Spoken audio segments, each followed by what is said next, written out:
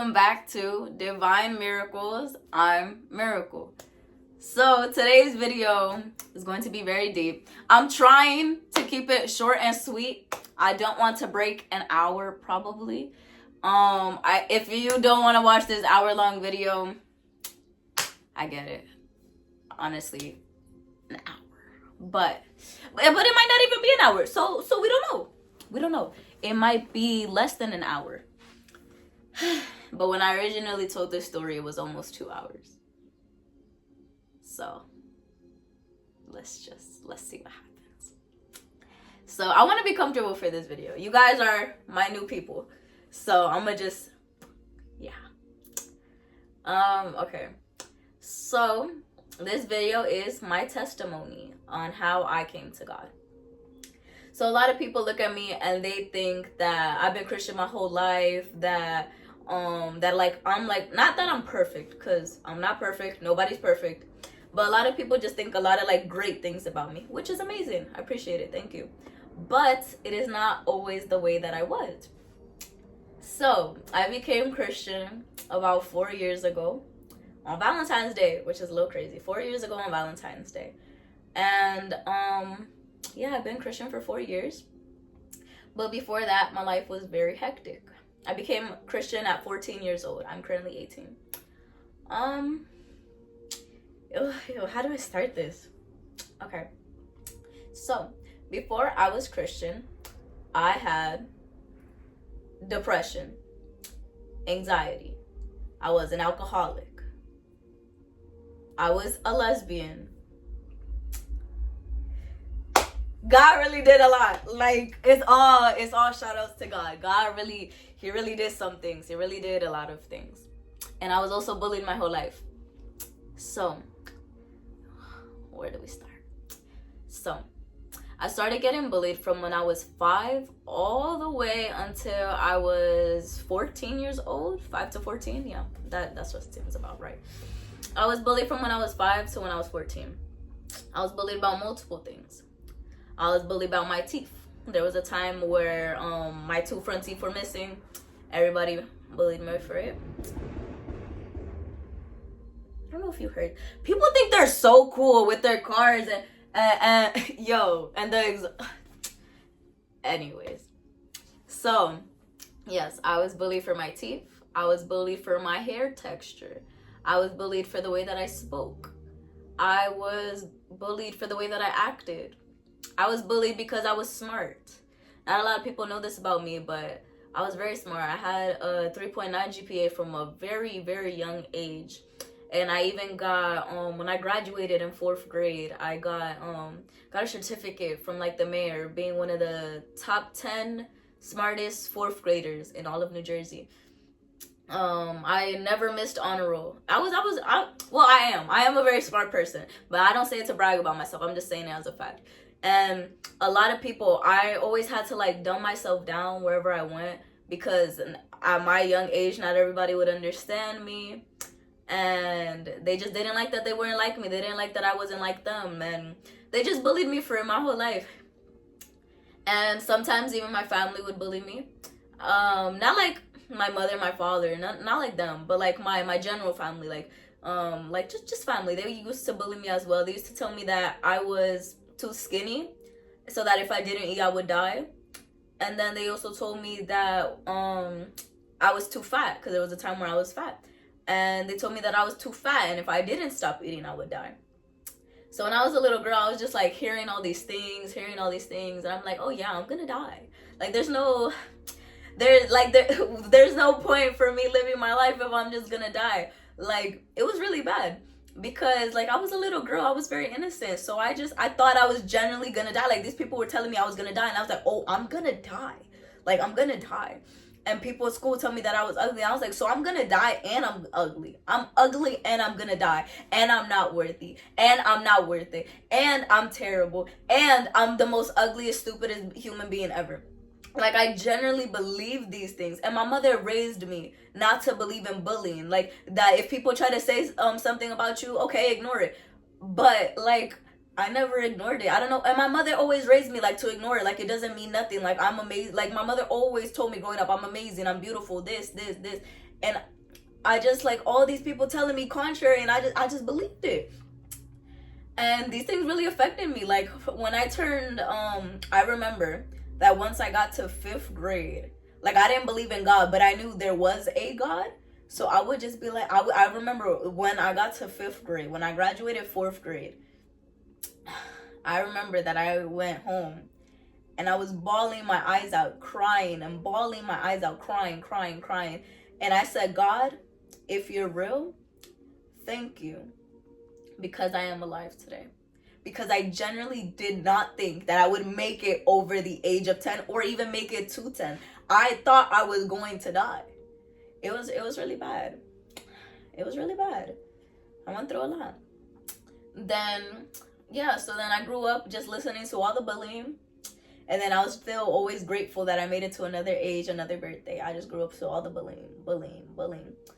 Then I started having symptoms of depression 7th grade. And in 7th grade, like when I was younger, I always knew what I wanted to do. I always know what I wanted to be. And in 7th grade, everybody told me that I could never do that I would never be able to do it, that I was not worth it, that I was not worthy, that I was terrible, that I was ugly. And during this time, I had a very severe lack of identity. And many people were coming out as gay, as bisexual, as pansexual, and I didn't know what any of these things were. I'd never heard these words before. And then I remember these 2 girls, they were sisters. They explained it to me what it was on a field trip. And I was like, oh. And then I think that triggered something in me, because here I was, a girl who was not accepted by anyone. So why not go ahead and start liking females? Because hey, I'm a female myself, right? So I know what girls like. So I just started developing that mentality. And I grew to be very depressed. I started having suicidal thoughts at 12 years old. And I tried to kill myself many times. Many times. Try to hang myself. I always wanted and thought of cutting myself. I never cut myself though. But I would always like grab a knife and I would like put it to my neck and then I would drop it. Or I would take a knife and I'll put it to my wrist and I would drop it. I could never see it through, I guess you could say. But I would always try, I would try to hang myself all the time. And I would take a belt and I would wrap it around my neck and I would pull until I would pass out. And then I would wake up and then I would just see the belt on my neck and I would take it off and I would just start crying. And I was very depressed. And I remember one day, me and my mom were picking up my brother from school. And I told her, I was like, Ma, I have something to tell you. And she was like, oh, what's wrong? What's happening? And I told her, I was like, I think I'm depressed. And she was like, you're not depressed. You don't know what that means. And I was like, no, I'm depressed. I'm going through it. I'm going through a lot. And at this time, I was just it was also not only just me, but it was also the people that I was hanging around, because the people I was hanging around were also depressed. And these people were they were very, very depressed. They were cutting themselves. They were hurting themselves. And I was depressed. And I had my suicidal thoughts, but I never hurt myself how they hurt themselves. So being in that negative atmosphere, even when I was happy, I would just start feeling sad. And I would start to think that I wasn't good enough. And then I would listen to the voices in my head, and they would always just tell me you're ugly.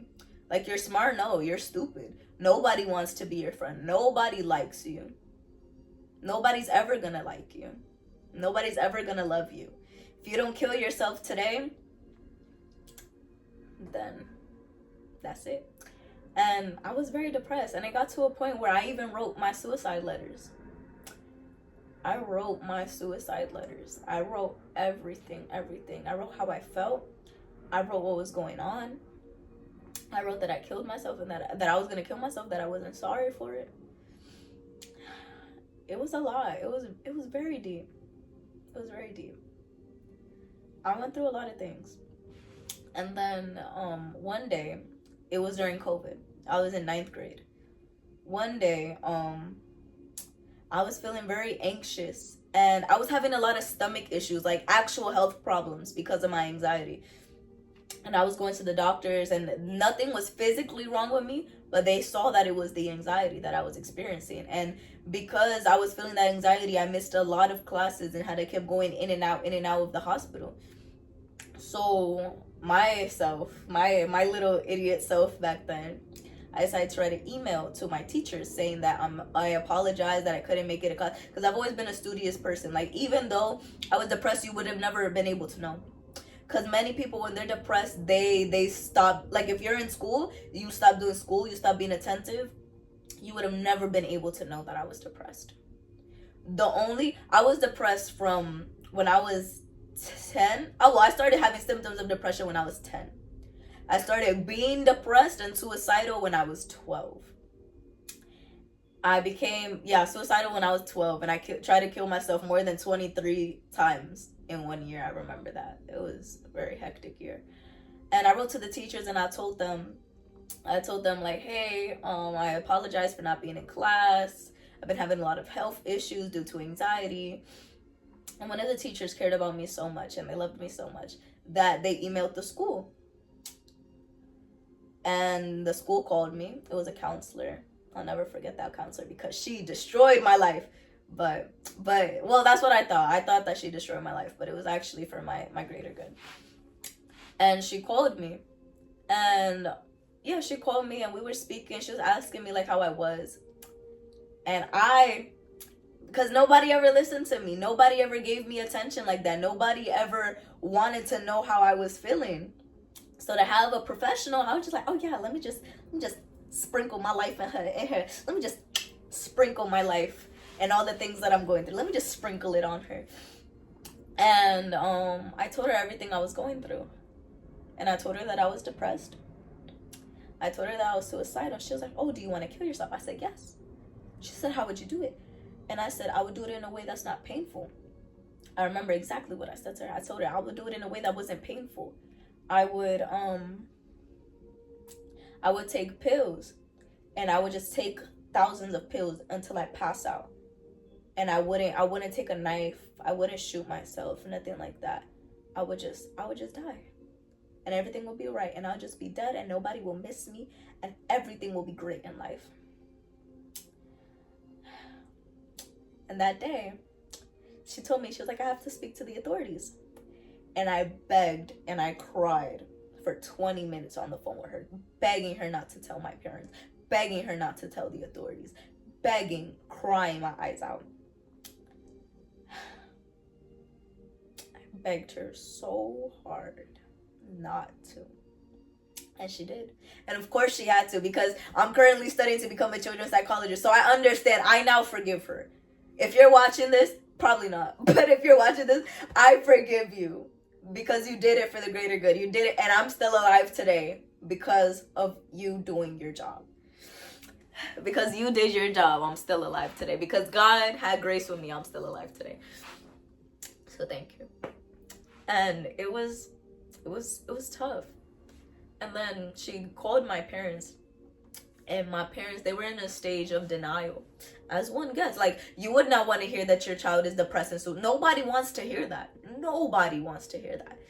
So I don't blame my parents either for how they reacted. But they were very upset. And they called me and they said, oh, your school said that you called them, that you told them you're depressed, that you want to kill yourself, that you want to take pills to kill yourself. And I was just losing my mind. And then the school said that I was deemed unfit, a danger to myself and a danger to others, and that I was not allowed back to school. This was during COVID. So all of this happened when I was doing virtual classes. So I was doing everything virtual. And because it was virtual, I had so much time on my hands. If I was depressed, I would go to sleep and I would not wake up for hours. Like, people when they're depressed, they don't take showers. I did everything a normal, like, regular functioning human being would do. I did all my classes. I got straight A. You would never have been able to know that I was depressed. The only thing that started giving it away was that when I got sad, I started taking naps.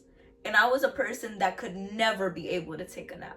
Like, ever. ever. I could never, ever, ever take a nap. You asked me to take a nap and I would stay awake. My mind, I used to be an overthinker, so I used to keep myself awake.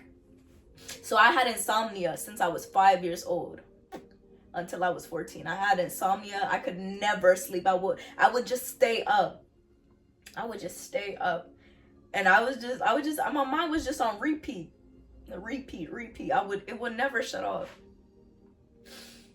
So I would just take naps.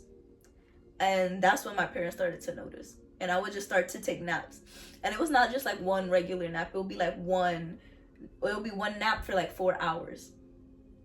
Another couple hours passed by, I'd take another nap for like 2 hours. Another passed by, take a nap for 3 hours. Then I started not eating. And I stopped eating. And my appetite was very, very low. I was never hungry. I was probably the skinniest I've ever been in my life. And then going back to that, right? So she called my parents. My parents called me. They were very upset. They deemed me unfit. They deemed me unfit. They deemed me a danger to myself, and they deemed me a danger to others. And I was not allowed to go back to school unless I got psychiatric help and unless I was evaluated. So my parents were pissed off. They had to leave work that day, and they had to do it right away because it had to be right away. So that same day, they came to my house. They picked me up. They could not believe what was happening. They took me to a mental hospital. At the mental hospital, I was evaluated by this woman. She took some time to talk to me. My parents were in the room. And I was just there speaking with her. And I was going through so much. And without me even having to speak, or the way that I answered the question, she was already able to tell. And she diagnosed me with clinical depression and clinical anxiety. And she said that I needed to take medication. She said I needed to take pills for my depression and pills for my anxiety, or else I would never be able to function. Because that's how severe it was. I would never, ever be able to function if I didn't take those pills. That's what she said. My mother said, thank you, but no thank you. She took me and we left. And so that's how they deemed me. So I couldn't go back to school. But they said I could go back to school. If I wasn't going to take the medication, they said I could go back to school if I saw a therapist. So they took me to this therapist. And this therapist, she should have her license revoked. I'm sorry. She was so fun. So I remember I had a couple sessions with her. I had 3 sessions exactly, because the insurance only covered 8. I had 3 sessions with her exactly. And one of the sessions, she told me to draw a picture. And I drew a picture of a house with broken windows. I basically drew a broken home. And then she said from the drawing, this is what she told me. She looked at the drawing. She looked at the drawing. She was just looking and looking and looking. And she was like, from the broken windows, I can tell you have a very stable family. I can tell you are loved. And I can tell that there is nothing wrong with you. So you mean to tell me, as a children's psychologist, you gonna tell somebody suffering that was just diagnosed with clinical depression, you gonna tell me that I come from a loving family, that I'm perfectly fine, that there is nothing wrong with me? I drew a broken house, and you thought that there was nothing wrong with me. I was crying for help. I was crying out for help in that drawing. Because I remember drawing that drawing. I'm like, if she's a real therapist, she's going to see that I'm not okay. So let me draw a broken home because that's how I feel. And she told me there is nothing wrong with you. You come from a loving family and everything is perfect. Excuse me? What? You could tell that from a drawing of, again, a broken home. That that depression, fake. You're making it up. What? Like, because I'm currently studying to become a children's psychologist. I would never say that to a child. I would never. You are not even supposed to say that to a child. Children, everybody's feelings are validated. They need to be validated. You have to feel what you feel in that moment. And she told me, there's nothing wrong with you. That was the last day that I ever saw her. That was the last day that I ever saw her. Yeah. So going on with the story. While I was depressed and all these things were going on, I grew up and I was a tomboy. I never wore a dress. I never wore a skirt. I never wore a purse. I never wore heels. You would not catch me dead in any girly type of outfit. You would not catch me dead in the color pink. No. That wasn't me. So when I was listening to the people around me talking about gay, lesbian, all these fun things, I was like, wow, I really identify with this. And I would dress like a tomboy. That's the only style I had. I would only dress as a tomboy. You would not catch me dead in anything else. I would only dress myself as a tomboy. That's it. And because I always dressed like a tomboy, when I was thinking that I was lesbian, I then became a dyke. Or if that's an offensive term, I became a masculine female that would be the male and the head of the relationship, essentially. And yeah, I became one of those. I was very masculine. I would tie my hair up a certain type of way to make it look like I got a haircut. I was so desperate for an undercut. It was interesting. And while I was in this time, I had multiple females flirting with me. And they were always telling me I was pretty and stuff like that. So then I started taking on that masculine role because I already dressed the part, right? Why not act the part, right? That's what I thought. So I would act that way. And I would act that way. And my name used to be Marcus. Like, yo, once I became Christian, oh my God. This was after COVID. This was during COVID that I became Christian. But when we went back to school, everybody was calling me Marcus. I was like, no, my name is Miracle. My name is Miracle. I am not gay. I am straight. I believe in the Lord Jesus. Everyone was surprised. Because not only was I gay and all that stuff, right? But I also had a lot of aggression. Because I wasn't able to express my emotions. I expressed myself through hitting people. And that's how I would love people. Like, if I loved you, if I considered you a good friend of mine, I would always hit you. And I would hit you until your arm would start bruising and turning red and purple. Like, that is just how I showed love back then. Which is very, very sad when I think about it. So when people saw that I wasn't hitting them, when they saw that I changed, they were flabbergasted. They didn't know what to think. And so at this time that I thought I was gay and stuff like that, I had two girlfriends. I liked one girl and I had a girlfriend. I liked one girl. I remember her. I liked this one girl. She liked me back. Then she went back to her ex. And then I ended up having this one girlfriend. It was a long distance relationship. But yeah, she was my girlfriend and that was that. And yeah, I was Marcus, I was gay. And that was it. Everybody had to respect it. Everybody had to respect me. Simple as that. And it was just very chaotic. And then while I was gay and while I was depressed and while I had anxiety, my family, we were in the world. So of course people drink when they're in the world. But my family wasn't crazy. Like, they weren't heavy drinkers. They just kept some bottles in the house sometimes for whenever we would have a party or something. And I remember on the days that I would get the saddest, it was one day that I was just like, why do adults drink this? Like, I want to taste it. Took the vodka from the drink cabinet. I took the vodka, opened it up, threw it back, and all I felt was like a burning sensation, and I hated it. It was the most nastiest thing I've ever had in my life. I thought it was disgusting. I could not stand it. And because I could not stand it, you already know that meant keep drinking. And I just continued drinking. And then whenever I would get sad, I would just take a shot.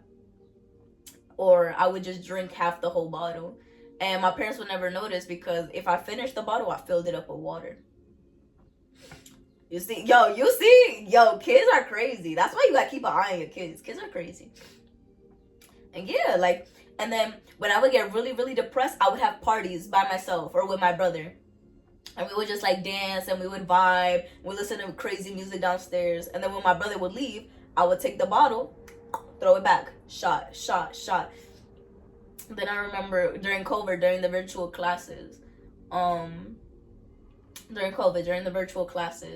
I remember like sometimes I would have a bad day. And if I had a bad day, you already know, shot. And remember one day, because remember, this was not only just me going through it, but it was also me surrounding myself with the people I surrounded myself with. And yo, life is funny. So yeah, like I was on the phone with all my friends, was having fun, and they were like, Miracle, it's shot time. I was like, oh yeah, count me in. Like, what's up? What? Like, and I was just keep in mind, I was 14 years old drinking. I was 14, and I thought that I was like 23. Like, I'm 18. Like, it's so funny. It's so funny. So yeah, and they were like, it's shot o'clock, and I was like, oh yeah, and I would get the shot, and I would get the bottle, and then it got to a point where they took like 3 shots, and I kept going and going, and they were like, Miracle, like we're done. Like, it was just a little bit. I was like, shut up, like let me do what I want to do. And I just kept drinking, I never got drunk though. Like, I always held my liquor because I always ate something, and I was just always drinking. I was like, you know what? I feel nothing. This burns and it's burning on fire down my throat, and I feel absolutely nothing. So let me keep drinking because maybe it will make me feel something. And it never did. And when I became Christian, I had to stop drinking. My mother, when she found out that I was drinking at 14 years old, she threw out when we became Christian, she threw out all the bottles. That bar we had downstairs, gone, completely torn down. All the bottles, gone. She threw them away. All the alcoholic drinks, she threw them away, so that I would not be tempted to drink again. And from that day that I became Christian to now, I have not had a drink since. Been sober 4 years and counting. It was really bad. Because when I say I was an alcoholic, like, I don't mean it like, oh, like, I would just drink no, like, it was bad. Like, it used to be maybe once a week, and then it turned to every day. Like, I'm surprised I never even had liver cancer. Like, it was bad. And then, what did I speak about? I spoke about depression, spoke about anxiety, spoke about being lesbian, spoke about alcohol. That's it. Okay. Not that bad. So, well, clearly that bad, but I'm making sure that I have everything. So yeah, I went through all of that. And then, I remember it was a time when, so I was going through all this stuff, and my mother didn't know how to help me, but she wanted to be able to help me. So she started finding God. And that's funny. It's funny because through my pain came my whole family's breakthrough. And I think that's very deep. So my mother wanted to help me. She didn't know how to help me. So the only thing she could think about was looking for God. She converted online in this church. And she would always watch their videos. And she would do offerings. She would do tithing. She loved it. And my mother, I'm pretty sure it was 6 months. My mother prayed and fasted for me for 6 months. For 6 months. Hoping that God would do something in me. And at this time, because I was gay and my mother was turning Christian, she did not accept me. So I took it I took it so offensively, and I would just say, "How could you say this? How could you not?" I had gay flags all over my room. She took all of them down, threw them in the trash. My heart was shattered, and I was just like, I'm in a house that doesn't accept me, like, and my whole family, like all my cousins, everybody accepted me except for the one person I wanted, my mother and my father. The only people I wanted, my mother and my father, they didn't accept me because my mother was becoming Christian at that time. And so my father was like looking into it as well. And then, yeah. And I spoke to my mom, and we were always fighting at this time because of that. And yeah, so we was fighting all the time, always yelling back and forth. I told her that I hated her, told her she's the worst mother ever, constantly spoke badly about my mother to my friends. Which is funny when I look back on it, because she's my best friend. Yo, my mom is my best friend. My mom is literally my best friend. I love that woman. I would die for that woman. And me and her was going through all that, so I think it's so funny. And yeah, I was going through all that. And my mother was praying and fasting for me for 6 months. And I remember one day we got into a fight. And I told her, I will never know your God, because your God is not real. That same night, my mother prayed that God would shut my mouth. And I remember I had a dream. And the dream was very deep. And God quite literally shut my mouth. Because right after that, me and my mom and my dad and my brother, we went to church. So all of our family was going to this one church. And that was the only church we knew. So my mom and dad, my mom brought us there. And my mom asked my dad if he would go to church with her. And like me and my brother, if we would go with them. And then my dad said, wherever my wife goes, me and my children will go. So we all went to church. It was beautiful. We all went to church. And that day that we went to church was Valentine's Day. The day of love. Like, it's crazy. And then, yeah, so after that, we started going to church all the time. But I still hadn't really accepted God like that in my life. And then I remember it was one youth service. And the youth pastor said I had a dream before this. Before the youth service, like a week before, I had a dream. This is why they call me this is why I'm called the Dreaming Prophetess. My Instagram name is the Dreaming Prophetess, because God speaks to me through dreams. Ever since I converted, he's spoken to me through dreams. Showed me who my future husband was through dreams. Told me what he didn't want me to do through dreams. When he wanted to just speak to me in general, through dreams. That is why I am the Dreaming Prophetess. So, right, going back to the story.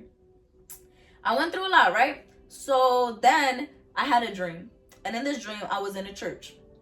And there was this woman in the church, and she was just like, oh, you're new to church, right? Like, because, you know, like in real life, I was actually new to church. And I was like, yeah, I'm new to church. And she was just like, how do you like it? And I was like, I like it. I'm making friends. This is like 3 months into church, into us going to church continually. And I was like, yeah, I like it. Like, it's pretty interesting. I just don't like a couple things, but I like it for the most part. And then the woman asked me like, oh, how are you adjusting? And I was just like, oh, I'm adjusting very well. Like, it's pretty interesting. I'm liking it. And then the woman turned into an angry, person. Like an angry monster. And she started yelling at me. And she was just like, you can't drink no more. You can't go and do things that other people be doing. You can never go to parties. You cannot pierce your nose. You cannot get no piercings. You cannot get no tattoos. You can't get none of it. You can't be gay no more. None of it. It's gone. And I woke up and I was scared. And that was my first ever encounter with God. And then a week later, it was the youth service in that church. And the youth pastor, I never spoke to that youth pastor. I never spoke to that youth pastor in my life. I never said a word to him about my life. He didn't know nothing about me. And God used him to prophesy to me. And he said, you can't be like the rest. You can't get piercings. You can't go do what they want you to do. You can't get tattoos. You can't be gay. You can't think of these things. Like, and I was just like, oh shoot, like, God is real. Like I was terrified, but in a good way. I had the fear of the Lord in me. And I was like, wow, God is like, he's real. Like, cause how the hell that man, or excuse my language, how did that man know that? Like, I never told this, my parents never told this person anything about me, and he knew it. And it wasn't him that knew it, it was God that knew it, and God used him to speak to me that day. And then I started learning more. I started getting like curious about the word, and I started reading the word, and I started getting curious about the word. And I was reading it and getting more curious, and then I started learning what identity was. And I started learning to have identity. I started learning that God created male and female. And I was a female. I was not a male. I learned that I should not dress how I was dressing. And things started to change. Because when God comes into your life, he brings change. That is one thing my God will do. He will bring change. So everything started to change. I told you guys I was a tomboy my whole entire life. And I finally started wearing dresses. I remember I got my first purse at 14 years old, because that's when we converted, and I started like trying to be like more girly. Started wearing dresses, started wearing skirts, started loving my natural hair. I started to become a girl again. I started to become the person that God created me to be. And with that, I started realizing, I'm like, I'm not gay. I thought I was gay. And I made myself to be gay because I felt like if I wasn't going to be accepted by somebody, then I would have a whole community of people who accepted me. Sure, I thought I liked girls, but I didn't like girls. I just liked having a female friend in my life. I just like having a female in my life that could probably relate to me. So then all my thoughts of being gay, being lesbian, it all just went out the door. And my whole life changed. And God really worked in my life. And God still continues to work in my life, because I remember I would go up and down with my faith. But I remember there was a time where I was so strong in God that I would pray 3 hours every day. And now I don't pray that long, but I'm still praying. I'm still doing what I gotta do. I'm finally doing my calling. God called me to be a prophetess. He told me in a dream. He showed me the stadiums of the people that I was going to preach to, and my eyes will see it, because my God's word will never return to him in vain.